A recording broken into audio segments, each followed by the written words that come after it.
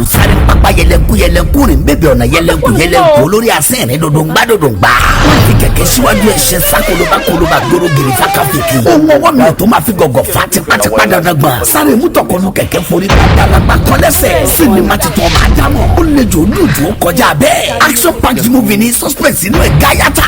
So the father used to work for my dad, and then later on the father stole something from my dad.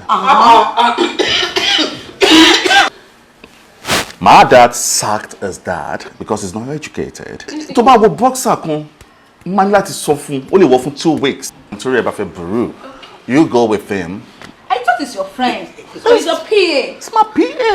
Ọmọ Adamo, written, produced and directed by Olumide Akínkúnmi, assistant director Ṣẹ́gun Ògúnsànyà, starring Adunni Ade, Kudirat Ogunro, Peter Ìjàgbémi, Ọmọ́túndé Ògúndì, Tọ́pẹ́ Saint, Májẹ̀kúndùnmí Emmanuel, Rotimi Salami, Keke Bakare, Ebra Paul, Títílayọ̀mí Akínwálé, Péjú Ajíbóyè, Murtala Saka, Abídèmí Adébánjọ, Tọ́lání Badmus àti bẹ́ẹ̀ bẹ́ẹ̀ lọ nínú sinimá titun yìí. Ọmọ Adamo, subtitled in English, ó ti jáde sórí VCD ní kọ́kásàgbà. Marketed and distributed by Bonakale Films and Records Nigeria Limited. Block EU 18 Movie City, Ami Arena Shopping Complex, Bolade Oshodi, Lagos. Telephone 0033519849. Cinema titun Ọmọ Adamo. Àwọn tó wò ní ó kọjá bẹ́ẹ̀. Go get your copy now.